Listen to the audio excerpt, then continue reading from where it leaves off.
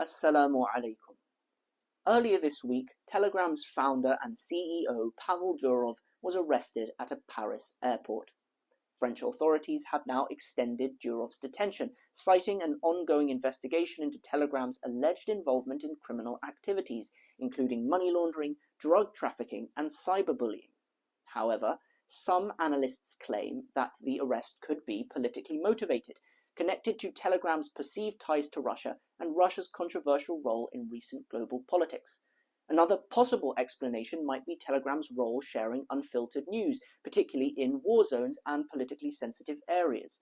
For example, during the ongoing conflict in Gaza, Telegram has been a critical tool for documenting and disseminating information relating to the harsh realities on the ground. For many, especially Muslim communities around the globe, Telegram has been one of the few ways to see the truth of what's happening in Gaza.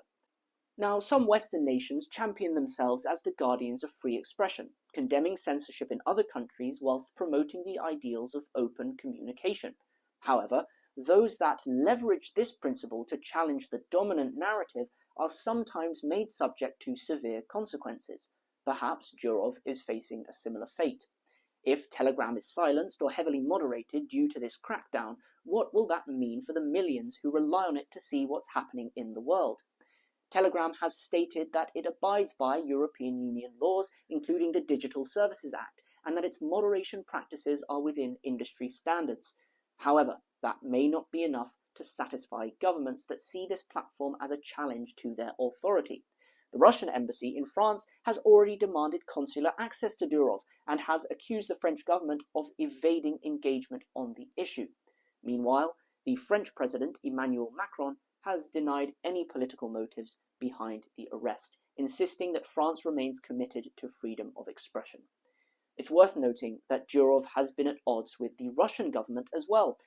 In 2018, Russia attempted to block Telegram after Durov refused to hand over encryption keys to the Kremlin, a move that earned him praise from privacy advocates and hostility from Russian authorities. Some speculate that Durov's recent travels, including a stop to Azerbaijan, where he might have been lobbying for Russian support, could have contributed to his current predicament. Durov can be held for questioning for up to 96 hours before the French authorities must either charge him or release him.